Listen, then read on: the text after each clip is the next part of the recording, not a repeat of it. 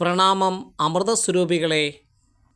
സത്യസന്ധവും സുദൃഢവുമായ ഗുരുശിഷ്യ ബന്ധം വർണ്ണിക്കുന്ന ഒരു മഹത് ഗ്രന്ഥമാണ് രാമായണം. ലോകഗുരുവായ നാരായണൻ തന്നെ മർത്യാവതാരസ്യ മർത്യശിക്ഷണം എന്ന രീതിയിൽ ജനതയെ ധർമ്മബോധം പഠിപ്പിക്കുവാനായി മഹാഗുരു രാമനായി അവതരിച്ചു. രാമാവതാരത്തിൻ്റെ വിശേഷം എന്താണ്? സത്യവും ധർമ്മവും എന്തെന്ന് സ്വജീവിതത്തിൽ ആചരിച്ച് നമ്മളെ പഠിപ്പിച്ച മഹാഗുരുവാണ് ശ്രീരാമൻ. എങ്ങനെ ഒരു പുത്രൻ്റെ ധർമ്മം പാലിക്കണം, എന്തായിരിക്കണം ഭർത്താവിൻ്റെ ധർമ്മം, സത്യസന്ധമായി തടസ്സമില്ലാതെ സാഹോദര്യബന്ധം എങ്ങനെ കൊണ്ടുപോകാം, കലികലുഷിതമായി സ്നേഹബന്ധങ്ങൾക്ക് ഒരു വിലയും ഇല്ലാത്ത ഇന്നത്തെ കാലത്ത് ഭഗവാൻ ശ്രീരാമൻ്റെയും അവരുടെ സഹോദരന്മാരുടെയും അവരുടെ പത്നിമാരുടെയും ഒക്കെ സ്നേഹ ആദര ബന്ധം നമ്മൾ പഠിക്കേണ്ട ഒന്നുതന്നെയാണ്.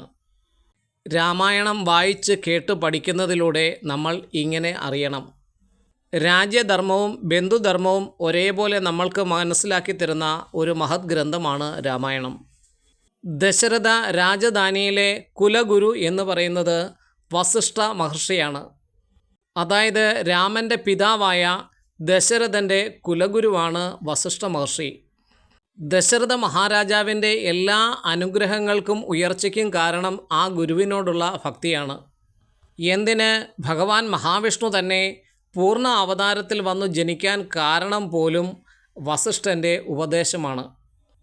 കുട്ടികൾ ഉണ്ടാവാൻ വേണ്ടി 1 അല്ല 3 ഭാര്യമാരെ വിവാഹം കഴിച്ചിട്ടും ദശരഥന് കുട്ടികൾ ഉണ്ടായില്ല. അപ്പോൾ ദശരഥ മഹാരാജാവ് കുലഗുരുവായ വസിഷ്ഠ മഹർഷിയുടെ അടുത്ത് ചെന്ന് ചോദിക്കുന്നുണ്ട്, നല്ല നന്ദനന്മാരുണ്ടാവാൻ എന്തു ചെയ്യണം ഗുരു എന്ന്. സന്താനങ്ങളില്ലെങ്കിൽ രാജ്യം അരാജകമായി പോവുമെന്ന് ഗുരുവിൻ്റെ അടുത്ത് ദുഃഖം പറയുകയാണ് ദശരഥ മഹാരാജാവ്. അപ്പോൾ ഗുരു അനുഗ്രഹ കടാക്ഷത്തോടുകൂടി പറയുകയാണ്, അല്ലയോ രാജൻ, നീ വിഷമിക്കേണ്ട, നല്ല നന്ദനന്മാർ 4 നിനക്ക് ഉണ്ടായി വരും എന്ന് ഗുരു അനുഗ്രഹിക്കുകയാണ് ആ രാജാവിനെ. ഇന്നത്തെ കാലത്ത് കല്യാണം കഴിച്ച് കൊച്ചുങ്ങളുണ്ടായില്ലെങ്കിൽ എവിടെങ്കിലും ഏതെങ്കിലും ഒരു ആശ്രമത്തിൽ പോയി ഒരു ഗുരുവിനോട് ഇതുപോലെ ഏതെങ്കിലും ഒരു ദമ്പതികൾ ചോദിക്കുമോ? നിങ്ങളൊന്ന് ചിന്തിച്ചു നോക്കൂ. രാമായണം പഠിക്കുമ്പോഴാണ് ഭാരതീയ ഗുരു പരമ്പരയുടെ മഹത്വം നമ്മൾ മനസ്സിലാക്കുന്നത്. ഇന്നത്തെ പോലെ പരാതി പാട്ടുകൾ പറഞ്ഞ് തൊഴുതു പോകുന്ന ക്ഷേത്ര സംസ്കാരമല്ലായിരുന്നു അന്ന് ഉണ്ടായിരുന്നത്. അന്ന് ഭാരതം വിശ്വഗുരുവായിരുന്നു.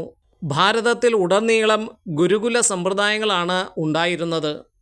ഗുരുക്കന്മാരെ പൂജിക്കുകയും ആരാധിക്കുകയും ചെയ്തിരുന്ന ഒരു ശ്രേഷ്ഠ സംസ്കാരമുണ്ടായിരുന്ന നാടായിരുന്നു ഈ ഭാരതം. ഒരു ചെറിയ കാര്യം പോലും ഗുരുവിനോട് ചോദിക്കുകയും ഗുരുവിൻ്റെ ആജ്ഞാനുസരണം പ്രവർത്തിക്കുകയും ചെയ്തിരുന്ന ഒരു ജനതയായിരുന്നു ഇവിടെ ഉണ്ടായിരുന്നത്.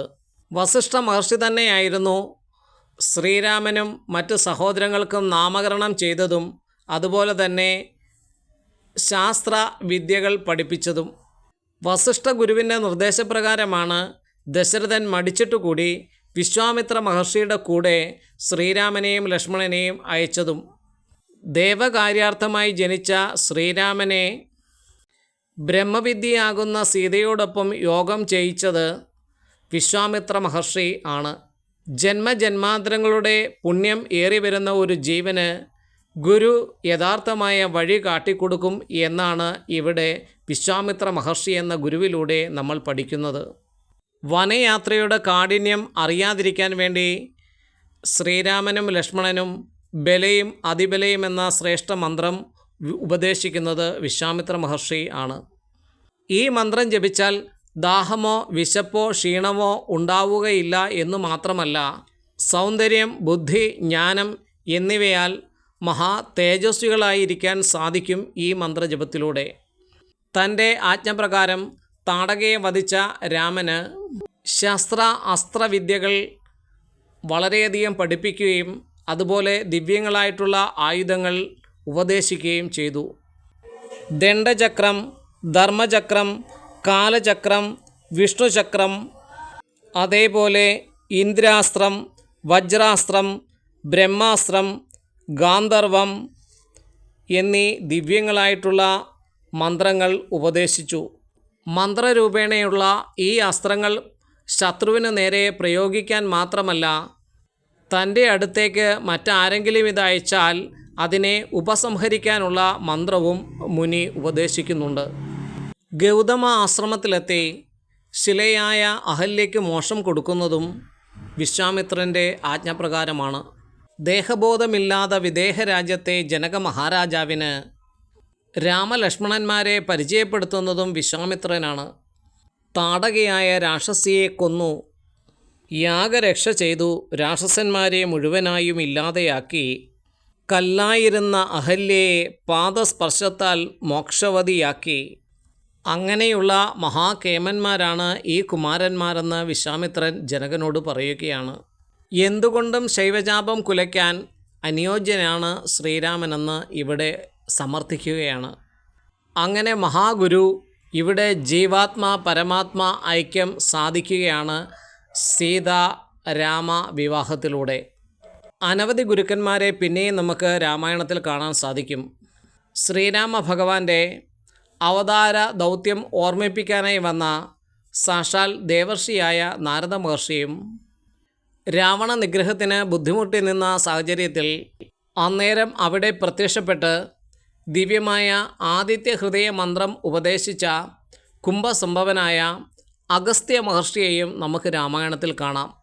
രാമനെ വിരാട് സ്വരൂപമായി കണ്ടുകൊണ്ട് വേദതത്വങ്ങളെ കൊണ്ട് രാമനെ അഗസ്ത്യ മഹർഷി രാമായണത്തിൽ സ്തുതിക്കുന്നത് കാണാൻ സാധിക്കും.